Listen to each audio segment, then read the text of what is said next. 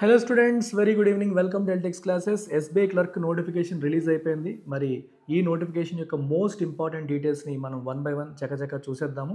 Total vacancies మనం first చూసేది 13,735. అంటే చాలా హ్యూజ్ నోటిఫికేషన్గా మనం కన్సిడర్ చేయొచ్చు. ఇంపార్టెంట్ డేట్స్ నెక్స్ట్ మనకి ఇంపార్టెంట్ 17/12/2024 అంటే ఇవాళ నుంచి 7/1/2025 వరకు అప్లికేషన్ మనకి ఓపెన్గా ఉంటుంది. ఈ లోపు మనం ఎప్పుడైనా సరే ఆన్లైన్లో అప్లై చేసుకోవచ్చు. ఎగ్జామ్ డేట్స్ ప్రిలిమినరీ ఫిబ్రవరిలో ఉంటుంది. మెయిన్స్ ఎగ్జామినేషన్ మార్చ్ ఆర్ ఏప్రిల్లో ఉండొచ్చు. ఫిబ్రవరి ఎండింగ్లో ప్రిలిమ్స్ ఉండడానికి అవకాశం ఉంది. సో రఫ్లీ 2.5 months, 2.5 months వరకు మనకి టైం ఉంది. ఈ టైంని మనం సఫిషియెంట్గా వాడుకుంటే ప్రిలిమ్స్ ఈజీగా క్లియర్ చేయడానికి అవకాశం అనేది ఉంటుంది. మెయిన్స్ మార్చ్ ఆర్ ఏప్రిల్లో ఉండొచ్చని క్లియర్గా మనకి తెలుస్తోంది. ఎలిజిబిలిటీ క్రైటీరియా తీసుకుంటే 28 ఏళ్ళు నిండని వాళ్ళు ఎవరైనా సరే ఈ ఎగ్జామ్ అప్లై చేసుకోవచ్చు, ఓపెన్ కేటగిరీ అయితే. అదే మీరు ఓబీసీ అయితే ఇంకొక 3 years రిలాక్సేషన్ ఉంటుంది, అంటే 31 years వరకు. అలాగే ఎస్సీ ఎస్టీ కేటగిరీ అయితే ఇంకొక 5 years ఏజ్ రిలాక్సేషన్ అనేది మనకి ఎస్బీఐ వాళ్ళు ప్రొవైడ్ చేస్తున్నారు. ఎగ్జామ్ ఫీజ్ డీటెయిల్స్ తీసుకుంటే SC ST person with bench mark disability వీళ్ళందరికీ కూడా ఎగ్జామ్ ఫీ అనేది నిల్.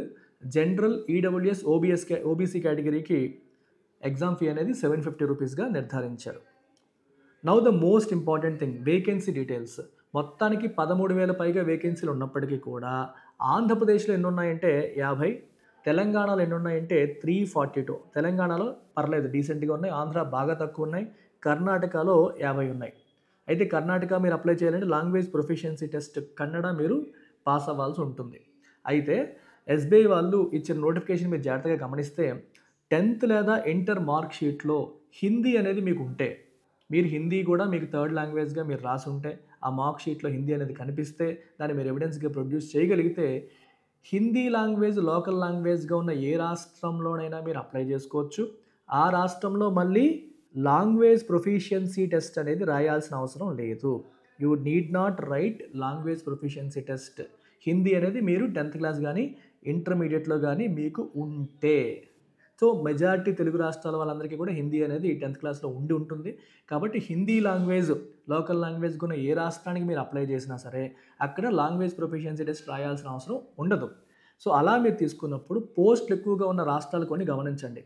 ఉత్తరప్రదేశ్ 1894 ఉన్నాయి, మధ్యప్రదేశ్ 1317 ఉన్నాయి, బీహార్ 1111 1111 ఉన్నాయి, జార్ఖండ్ 676, ఛత్తీస్గఢ్ 483, హర్యానా 306, జమ్మూ అండ్ కాశ్మీర్ 141, హిమాచల్ ప్రదేశ్ 170, పంజాబ్ 569. పంజాబ్కి పంజాబీ మరియు హిందీ రెండు కూడా లోకల్ లాంగ్వేజ్కి ఇచ్చారు.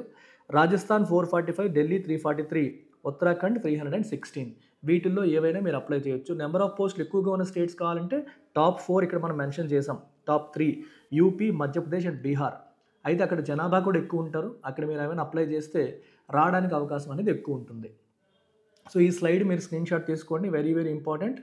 ఆంధ్రాలో తక్కువ ఉన్నాయి అనుకున్నప్పుడు, తెలంగాణ కూడా మనకి ఛాన్స్ తక్కువ ఉంది అనుకున్నప్పుడు you can opt for these states. మీరు జాబ్ కొట్టడానికి ఆస్కారం ఎక్కువగా ఉంటుంది. ఎవరికైతే ఏజ్ లిమిట్ దగ్గరకు వచ్చేసారో అలాంటి వాళ్ళు ఖచ్చితంగా దీన్ని సీరియస్గా తీసుకోవాల్సిన అవసరం ఉంది. So all the best for the exam. Take care.